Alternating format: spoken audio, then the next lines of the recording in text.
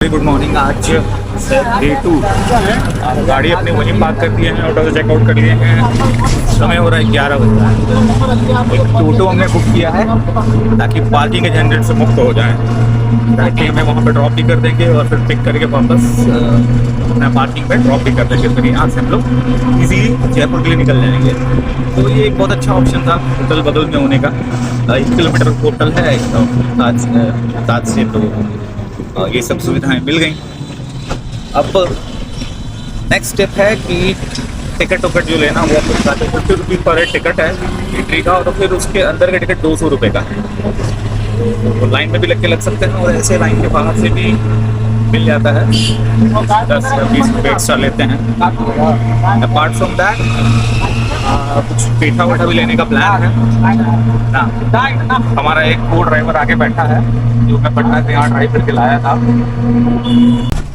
अब कुछ power bank वगैरह वहाँ अलाउड नहीं है, तो कैमरा बैग सब निकाल के रख दिए। रेस्ट जो चीज़ यहाँ टिकट लेते हैं, टिकट लेके फिर चलते हैं वहाँ पे। कहाँ है को छोटो इधर देखो। आज वो वाला एक जूता है इसका, ऐसे रख।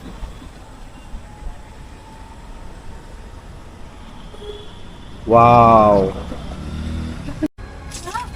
भाई, यही है टिकट ऑनलाइन यहाँ पे मिली।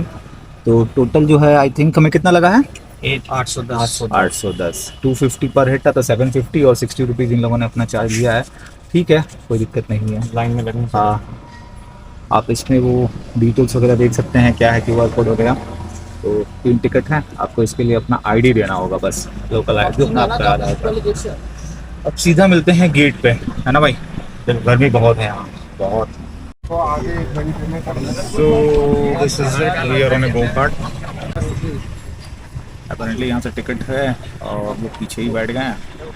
15 मिनट लगेंगे पहुँचने में। फिर गर्मी काफ़ी है, कैंसी तो ह्यूमिडिटी, ये तो भीग ही गया।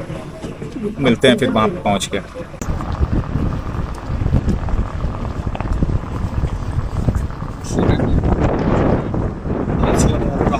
है ना, इधर में आप अच्छी होटल्स वगैरह हैं, यहाँ आके भी घूम सकते हैं।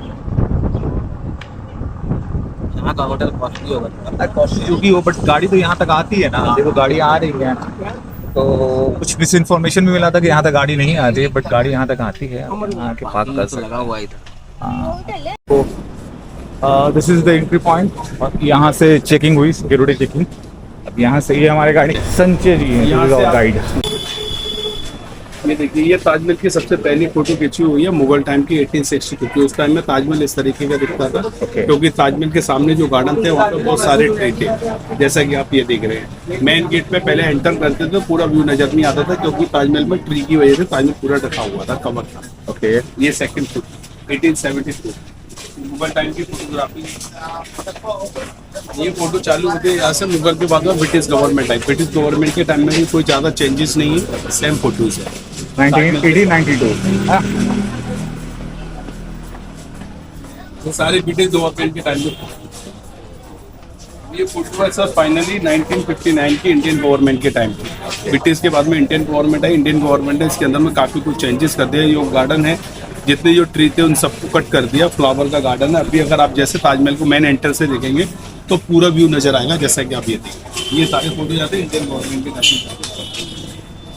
इसीलिए ब्लैक एंड व्हाइट का कलर होते चले गए। तो वो कलर हो जैसे जैसे चेंज होता है। ये फोटो है सर बिफोर कंजर्वेशन की, कंजर्वेशन होने से पहले की फोटो या आफ्टर कंजर्वेशन की। इस तरीके से ताजमहल को ASI जो है मेंटेन करती है। जैसे कि आप ये देख रहे हैं, यहाँ पे काफ़ी ओल्ड होने के कारण में जो वर्क था वो डैमेज हो गया, तो उसको वहाँ से निकाला है, सेम डिजाइन किया है, दूसरा रखा है। इस तरीके से ताजमहल को मेंटेनेंस करते हैं। ये है आगरा का साइड से, जो आगरा के अंदर मुगलों ने बिल्डिंग बनाई थी। पहली बिल्डिंग है जिसको आप देखने जा रहे हैं वो है ताजमहल। दूसरी बिल्डिंग है जहाँ पर मुगलों की रेसिडेंसी थी, उसका नाम है आगरा फोर्ट। यहाँ से 4 किलोमीटर दूर है, वैसे जस्ट ताजमहल के पीछे है। ये है फतेहपुर सीकरी, जो अकबर की संतान हुई थी, उसका नाम था सलीम चिश्ती, क्योंकि उनको सलीम चिश्ती जो थे मौलाना, उन्होंने मन्नत मांगी तो अकबर को बेटा हुआ था। उनके मरने के बाद में उनके कब्र को वहाँ पर दफना दिया फतेहपुर सीकरी में। यहाँ से 35 किलोमीटर दूर है। ये है अकबर की टॉम, जो अकबर के मरने के बाद में सिकंदरा में अकबर की टॉम बनाई है। यहाँ से 17 किलोमीटर दूर है। ये है एतमादौला। एतमादौला जो है शाहजहां की जो ग्रैंड मदर थी उनका नाम था नूरजहां। नूरजहां ने अपने फादर उनका नाम था गयास जो है उनकी याद में बनाई है। ये है मरियम सम जो अकबर की दूसरी वाइफ थी मरियम, उसकी कब्र बनाई हुई है। ये है मेहताब बाग, काला ताजमहल की फाउंडेशन। ये व्हाइट ताजमहल शाहजहां ने अपनी वाइफ के लिए बनाया था, खुद के लिए पर्सनल बनाया था। उनके बेटे औरंगजेब ने जैसे उस बिल्डिंग का काम स्टार्ट किया तो उनके बेटे ने उनको आगरा फोर्ट में कैद कर दिया था। तो ये अनकम्प्लीटेड, इसका नाम है मेहताब बाग, जो ताजमहल के पीछे। बेटे का नाम क्या था? औरंगजेब। औरंगजेब। इसकी बाउंड्री वॉल है जो मैं आपको ताजमहल से दिखाऊंगा। ये है रामबाग। रामबाग जो है यहाँ से 10 किलोमीटर दूर पे एक सिटी है रामबाग। जब मुगल युद्ध करके वापस आते थे उनका रेस्ट करने की जगह थी। इसका नाम था पहले आरामबाग, अभी इसका नाम है रामबाग। ये चीनी का रोजा। चीनी का रोजा जो है ये है शाहजहां के दरबार के जो मंत्री थे उनका नाम है अलाउद्दीन, उनकी टॉम बनाई। अब चांदी अभी भी लगता है ताजमहल पे काम चल ही रहा है। वो तो चलते रहता है। इधर आ थोड़ा इसके बारे में बता दो फिर अंदर चलेंगे। आई सर, वो जो एरिया देख रहे हो यहाँ पे ये लोग खड़े हुए हैं, ताजमहल का पहला पार्ट है। इस पार्ट का नाम है four court area. Four court इसको इस वजह से बोलते हैं क्योंकि यहाँ पे अंदर आने के लिए 4 गेट 4 गार्डन है, इस वजह से इस पूरे कॉम्प्लेक्स को फोर कोर्ट एरिया के नाम से जाते हैं। पहला गेट है जहाँ से आपने एंटर किया है, इसका नाम है ईस्ट गेट। ईस्ट गेट एक वीआईपी गेट है, जो भी वीआईपी ताजमहल को देखने आती है वो इसी गेट से एंट्री करती है। दूसरा गेट है सामने, वो है west gate. West gate local gate है। लोकल गेट यूँ है क्योंकि उस गेट के बाहर ना आगरा सिटी चालू हो जाती है, तो इस वजह से लोकल लोग जो है आगरा सिटी के उस गेट से ज़्यादा आते हैं, इस वजह से उसको लोकल गेट बोलते हैं। ये थर्ड गेट है ताजमहल का, ये है साउथ गेट। साउथ गेट जो वो गेट है लेबर कॉलोनी गेट, मतलब मुगलों के टाइम पर जो लोग ताजमहल के अंदर में वर्क किया करते थे वही लोग केवल इस गेट से अंदर आते हो जाते थे, इस वजह से इसको लेबर कॉलोनी गेट बोलते हैं। ये ताजमहल का मेन एंट्री गेट है, इसका नाम है royal main entry gate. Main Taj Mahal को एंटर इसी गेट से करेंगे। इस गेट की जो हाइट है ना बॉटम से लेकर टॉप तक वो 105 फीट 35 मीटर की हाइट है। वो डोम देख रहे हैं आप छोटे छोटे व्हाइट वाले, फ्रंट पर काउंट करेंगे तो 11 है, ऐसे 11 इसके पीछे की साइड है। 11 प्लस करेंगे तो ये 22 हो जाएंगे। ये 22 डोम इस चीज़ को प्रेजेंट करते हैं कि इस बिल्डिंग को बनने में पूरा 22 साल लगा था। पहले कोई डेट ऑफ कैलेंडर वगैरह नहीं होता था, 1 साल ताजमहल को बनाते थे, 1 डोम रख दिया करते थे। ये ताजमहल की मेमोरी के लिए। गेट के बाहर वो बॉर्डर वाला ब्लैक लेटर से लिखा हुआ देख रहे हैं, यहाँ से देखने में ऐसा लग रहा है जैसे कोई कलर या पेंटिंग कर दिया है, लेकिन एक्चुअल में वो ना कोई कलर है ना पेंटिंग है, वो इनले वर्क है। इनले वर्क क्या, व्हाइट वाले मार्बल को 1.5 इंच काटा है तो ब्लैक वाले को उसके अंदर फिक्स कर दिया। ये अरबिक लैंग्वेज में कुरान की आयतें लिखी हुई हैं। ये रूम देख रहे हैं आप छोटे छोटे, पूरा कॉम्प्लेक्स की अगर रूम काउंट करेंगे तो 210 रूम है। पहले यहाँ पे एक छोटी सी मार्केट लगती थी, उसका नाम था मीना बाजार, जो अभी इंडियन गवर्नमेंट ने इसको बंद कर दिया, बाहर शिफ्ट कर दिया। अभी केवल ओपन रूम है जैसे कि टूरिस्टों को देखने के लिए। चलिए चलिए, ताजमहल की ये सेंट्रल लाइन है। आप यहाँ से ताजमहल को 50-50% डिवाइड कर सकते हैं। किस लाइन से? ये वाली लाइन से मुमताज की जो कब्र है जहाँ पर दफनाई वो इसी सेंट्रल लाइन से दफनाई है, और जो अंदर में फाउंटेन्स लगाए हैं वो इसी सेंट्रल लाइन से लगाए हैं। सेंट्रल लाइन है।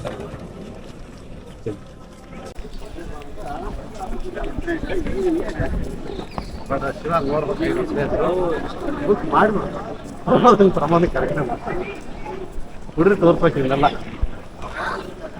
ಮುಲಾಜ ಇಲ್ಲ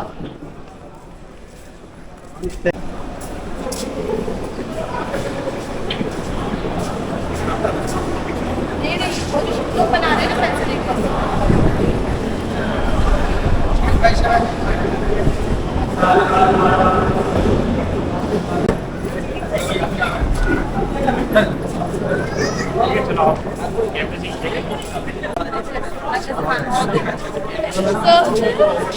sorry.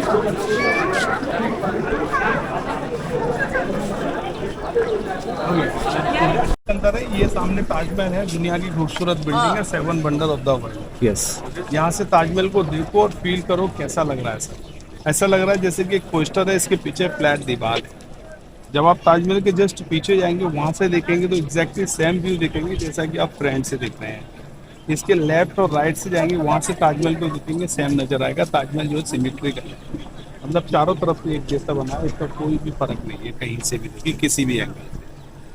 इस बिल्डिंग की जो हाइट है ना सर, बॉटम से लेके टॉप तक, नीचे से चोटी तक 243 फीट की है, 81 मीटर की हाइट है नीचे से ऊपर तक। जो ऊपर में जो चांद और कलश का जो मेटल का बना हुआ देख रहे हैं सर, ब्रास का जो पेनिकल है, वो उसकी जो हाइट है वो 30 फीट का है, 10 मीटर। शाहजहां के टाइम पर वो गोल्ड का था, उनके बाद जब ब्रिटिश गवर्नमेंट आई तो उन्होंने वहां से गोल्ड का निकाल दिया, मेटल का लगा दिया। अभी वो मेटल का है। मीनार है, कितनी मीनार है? 4 4 मीनार। चारों मीनार यहाँ से देखो और फील करो कैसी लग रही है, छोटी बड़ी लग रही है कि सारी एक जैसी लग रही पीछे वाली तो छोटी लग रही है, आगे वाली बड़ी लग रही है। है। लेकिन एक्चुअल में इनकी जो हाइट है ना सर, वो सेम हाइट है चारों मीनारों की। डिस्टेंस की वजह से छोटी बड़ी लग रही है। इनकी जो हाइट है ना 161 फीट की हाइट। ये इक्वल है। हाँ इक्वल है चारों। ये मीनारों को यहाँ से देखो और अगेन और फील करो तो ऐसा लग रहा है जैसे कि एकदम स्ट्रेट है, सीधी बनाई है। लेकिन एक्चुअल में ये स्ट्रेट भी नहीं है, थोड़ी सी 2 डिग्री जो है टिल्टेज है आउटसाइड। वो क्यों है? क्योंकि वो यहाँ के जो आर्किटेक्चर थे उनका नाम था मोहम्मद उस्ताद ईरा इफांदी, जो टर्की से आए थे। उन्होंने ये सोचा था अगर इनके फ्यूचर में अगर यहाँ पे कोई अर्थक्वेक आता है जिससे ये मीनार गिरा तो बिल्डिंग के ऊपर ना गिरा, बाहर की तरफ से, तो इनका जो बैलेंस है 2 डिग्री थोड़ा सा आउटसाइड किया कभी भी गिरेंगे तो बाहर मेन मामला परेशानी इस वजह से थोड़ी सी झुकी हुई है। मेन जो टाउन है उसके लिए। तो पीछे वाली जो मीनार है ना, पीछे ताजमहल के साइड में टिल्टेज है। अगर कभी भी फ्यूचर में गिरेंगी तो यमुना के पीछे गिरेंगी। ताजमहल के पीछे यमुना रिवर है, वहाँ गिरेंगी। ये ताजमहल का सेंटर पॉइंट। जितनी दूरी यहाँ से ताजमहल की है उतनी ही दूरी यहाँ से मेन एंट्री गेट की। जब शाहजहां ताजमहल में अंदर आते थे देखने के लिए, इसके लेफ्ट और राइट में 2 बिल्डिंग है, दोनों बिल्डिंग आइडेंटिकल है। तो यहाँ पे म्यूजिक सिस्टम हुआ करता था, उनके आने उनके स्वागत के लिए म्यूजिक बजता था, ढोल समझते उनके स्वागत वेलकम।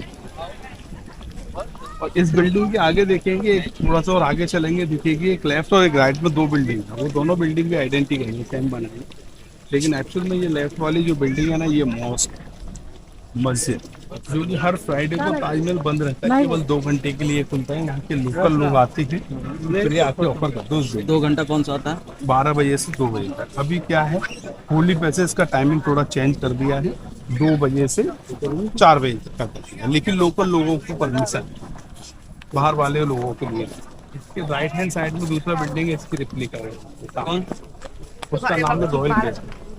एक्चुअल में रहता कोई नहीं था, उसका नाम रख दिया क्योंकि इसको बैलेंस बनाना काफी जरूरी था, तो इस वजह से वहाँ पर सेम ताजमहल का पहला नहीं, मतलब सिमेट्रिक। ताजमहल एक ऐसी बिल्डिंग है सर, इसको महीने में 5 दिन की 5 नाइट के लिए ओपन करते हैं टूरिस्ट को दिखाने के लिए। वो होता है full moon. Okay. Full moon में ताजमहल का कलर जो है चेंज हो जाता है, क्योंकि एक्चुअल में वो जो फ्लावर डिजाइन देखना आप, रेड ग्रीन येलो कलर का जितना डिजाइन बना हुआ है ताजमहल पे, यहाँ से देखो और फील करेंगे तो अच्छा लगेगा पेंटिंग कर दिया है। लेकिन एक्चुअल में वो ना कोई कलर है ना पेंटिंग है, सारा प्रिंसी तो सेमी प्रिंसी स्टोन का वर्क है, जो अक्सर लोग फिंगर रिंग और ज्वेलरी में पहनते हैं, कोई सारे कलरफुल स्टोन। एक जो स्टोन है रेड वाला जो फ्लावर आप देख रहे हैं, इसको बोलते हैं कोरोलियन स्टोन, यमन से आया है। ये जो रेड कलर का फ्लावर है, इस फ्लावर का जो नाम है ये है लोटस फ्लावर। ये जो काफी कॉस्टली स्टोन है और काफी लकी स्टोन है, लक फॉर लाइफ। तो एक्चुअल में इसका नाम कोरल है। जो मून लाइट होती है ताजमहल में, जब मून की जो लाइट का प्रभाव जो पड़ता है तो रेड वाला स्टोन ऐसे फायर करता है, साइन करता है जैसे कि इसमें कोई डायमंड फिक्स है। और ये व्हाइट वाला ताजमहल ऐसा लगता है कि मिल्की वाइट की जैसा साइन करता है, जो कि व्हाइट मार्बल को बोलते हैं मकराना मार्बल। मकराना क्यों बोलते हैं? क्योंकि राजस्थान में जयपुर के पास में एक सिटी है मकराना, जैसे यूपी में आगरा में ताजमहल, ऐसी मकराना सिटी है, तो इसको सिटी के नाम से ही मार्बल को बोलते हैं मकराना मार्बल। मकराना जो ब्लैक वाला है ना, अभी बॉर्डर वाला जो लाइन है, यहाँ से देखो ब्लैक वाला तो ऐसा लग रहा है जैसे कि ये पूरा बॉर्डर जो है बॉटम से लेकर टॉप तक एक जैसा बना है। जबकि सर कोई भी चीज़ नीचे इतनी बड़ी होगी, अगर ऊपर उसको ले जाएंगे 100 फुट या 200 फुट, वो छोटी हो जानी चाहिए जी, लेकिन ये सेम दिख रहा है, तो ऊपर चौड़ा है। हाँ ऊपर चौड़ा। एक्चुअल में इसको जो बनाया ना वो वी शेप बनाया है इस तरीके से।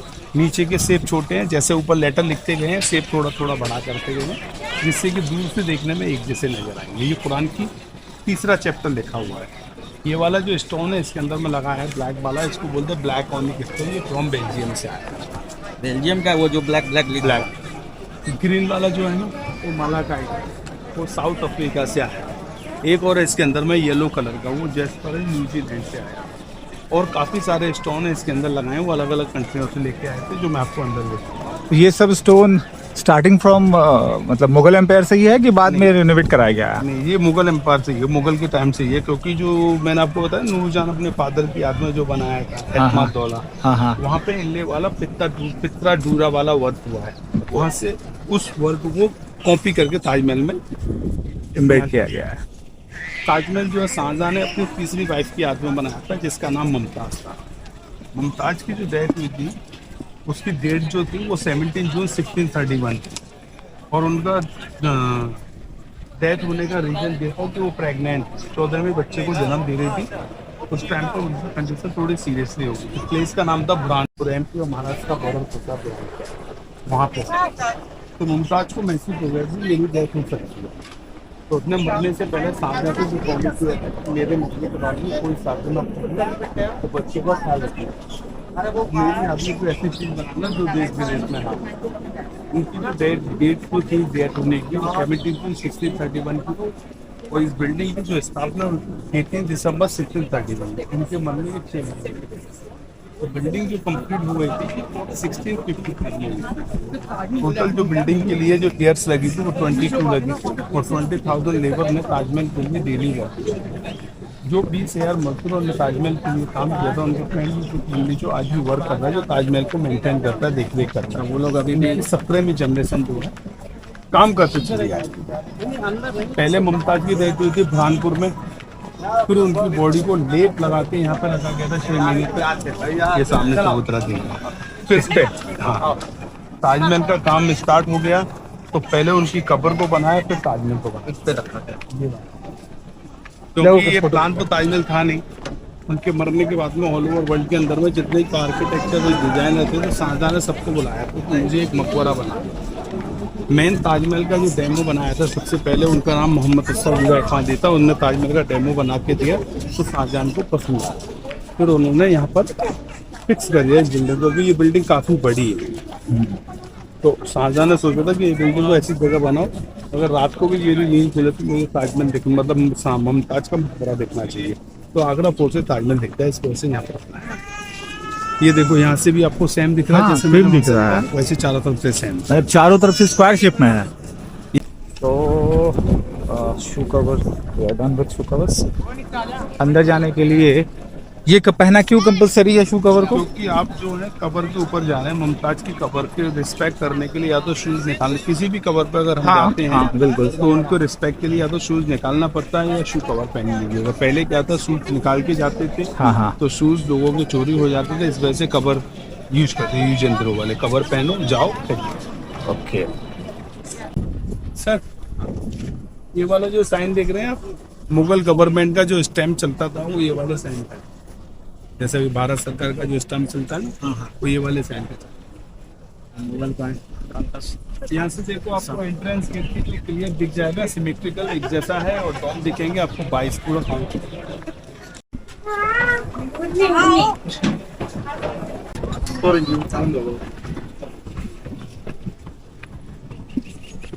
Thank you. ओके, सो ये है मेन बिल्डिंग। ये है मेन बिल्डिंग। ये पूरा वर्क देखो और फील करो, कोई भी पेंटिंग नहीं है ना कलर है, सारा यही वर्क है, और स्टोन का वर्क है, सारा हैंडमेड है। पहले कोई इलेक्ट्रॉनिक मशीनें वगैरह नहीं, पूरा हाथों से बनाया।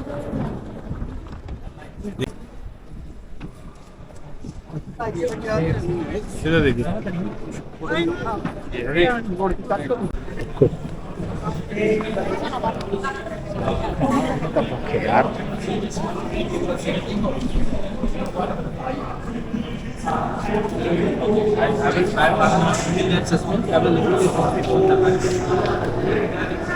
ये फोटो नहीं इसके अंदर में फोटो। ओके, ये बैक साइड है ना। देखो यार, सो यही था main entrance. Now we are at the back, और पीछे यमुना नदी। नाइस, ये यमुना नदी है, इधर से आ रही है, ऐसे करके ऐसे जा रही है प्रयाग वापस संगम। गंगा, यही फोर्स। यहाँ से स्टार्ट करो सर। हाँ। ये ताजमहल का बैकग्राउंड है, पीछे के साइड में जैसा आपने एंट्री किया था वैसा ही यहाँ से दिख रहा है। अब इसके पीछे आएंगे, ये है यमुना नदी जो इधर से आ रही है और ऐसे करके प्रयागराज के लिए आ रही है। वो सामने बाउंड्री वॉल देख रहे हो जी, वो सामने रेड वाली टेम्पल है। कौन सा?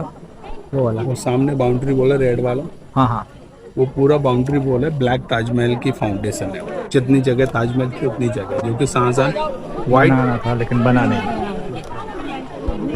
शाहजहां ने एक वाइट वाला ताजमहल अपनी वाइफ के लिए बनाया था, एक खुद के लिए ब्लैक स्टोन मतलब ब्लैक मार्बल से बना रहे थे। जैसे उस बिल्डिंग का काम स्टार्ट किया तो उनका बेटा था सबसे छोटा वाला औरंगजेब, उन्होंने सोचा कि मेरे फादर ने इस बिल्डिंग के लिए जो पैसा खर्च किया है, इतना पैसा उस बिल्डिंग में खर्च ना हो।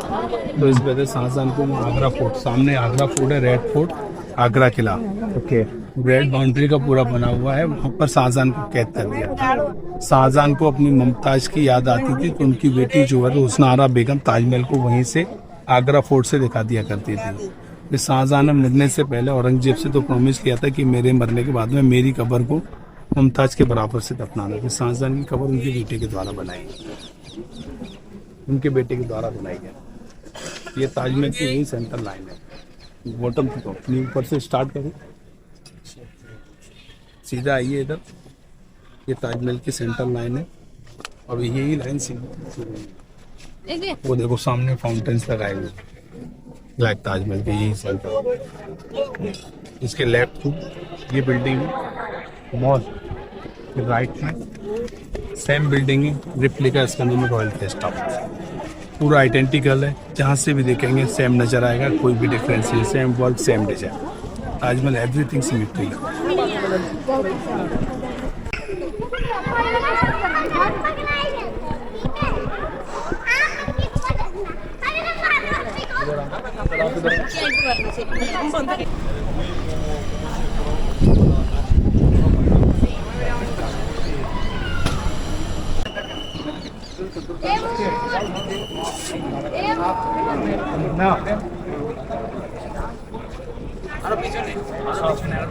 ये यहाँ पर देखो, ये वर्क सारा अलग अलग, ये स्टोन इधर है, एक स्टार उधर है, और यहाँ से सीधा देखो आप इसकी सेंटर परफेक्ट सिमेट्री, बिल्कुल भी समझे आपने? हाँ हाँ हाँ, एक लाइन में ही है। एक लाइन में से ये इसकी सिमेट्री है, सेंटर है।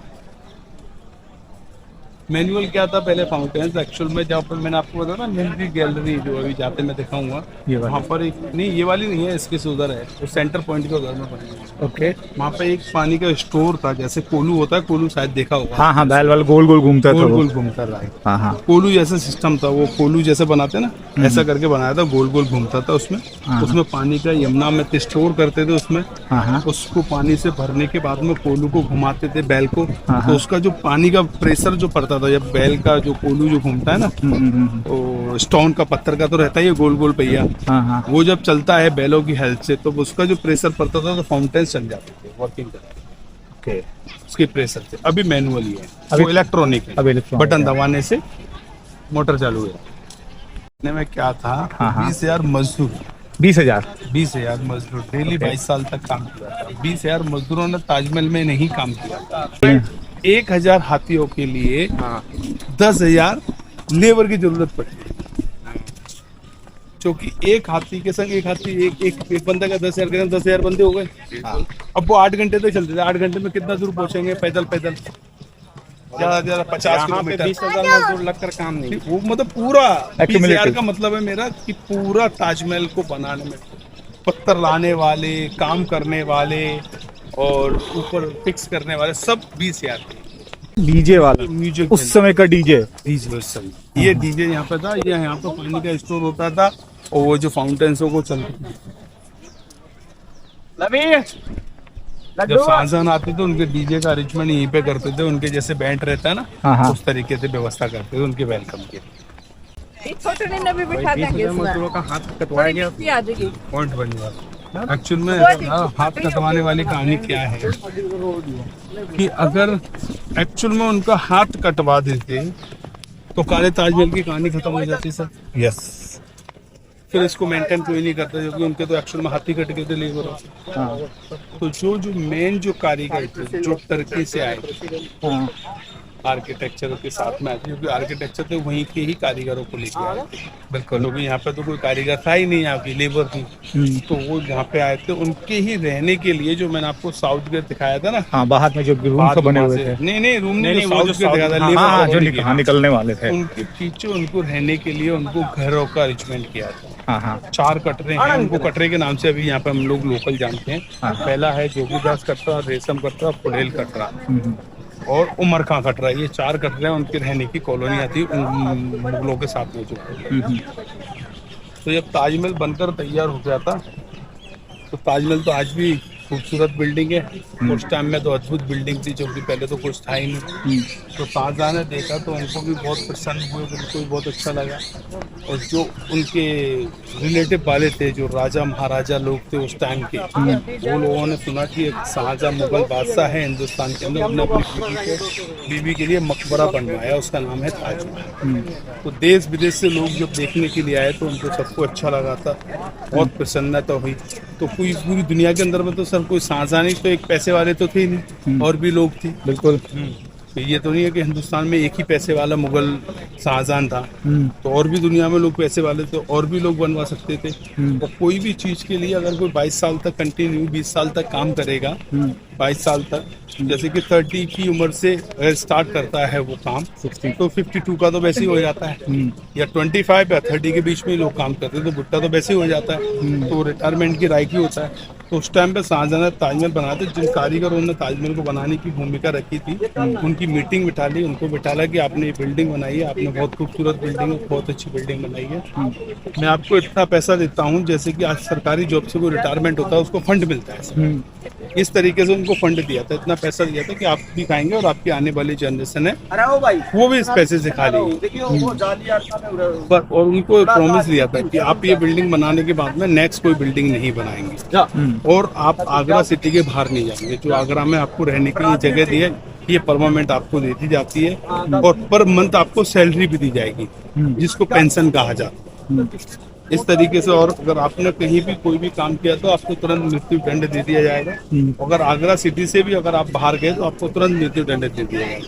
उनको बॉन्ड कर दिया था, उनसे लिखवा के दे दिया था, उनसे सबकी सिग्नेचर लिखी थी, आप इन शर्तों से मुगल बादशाह की से सहमत हो जी। तो इस वजह से बोलते हैं उनके हाथ काट दिए थे, उनके एक्चुअल में कलाकारी का हाथ काट दिया था, IPL में हाथ नहीं।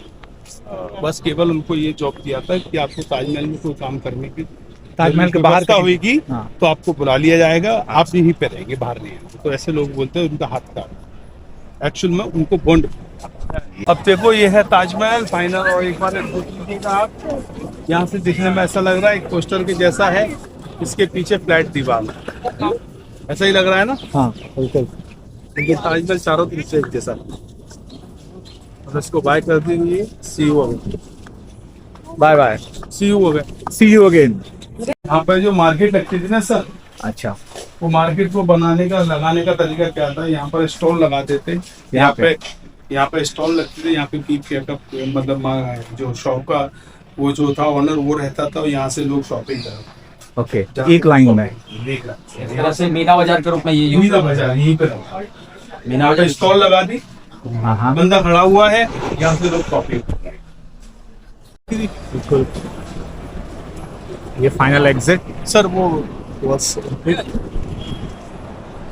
टिकट के साथ हमारा एग्जिट है, हम लोग अमिताभ से एग्जिट कर। Thank you. तो देखो गेट की इतनी हाइट है, एक्चुअली में इतनी हाइट क्यों है इन गेटों की, जो ताज़ा बादशाह ताजमहल को देखने आते थे वो वाइट पैदल नहीं आते थे, हाथियों की हेल्प से आते थे, हाथी पे बैठ के आते थे। Okay. इस वजह से इस गेट को इतना ऊंचा बनाया, हाथी पे बैठ के राजा यहाँ से प्रवेश किया, क्योंकि हेल्प पे जाते थे कहाँ आगरा से तो ताजमहल। हम लोग वहाँ से एंट्री किए थे और यहाँ से एग्जिट कर गए। चेक पॉइंट है वहाँ।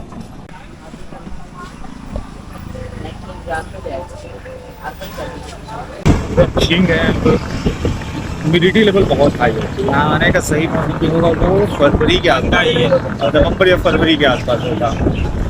मेन एंट्री से यहाँ गो कार्ट मिलता है, गो कार्ट हमको 500 मीटर दूर वहाँ पर ड्रॉप करेगा, और फिर वहाँ से आप मेन जहाँ गाड़ी से चलते हैं, गाड़ी लेते हैं, जयपुर की तरफ कहीं देखते हैं, कहीं कुछ होता है तो आते हैं।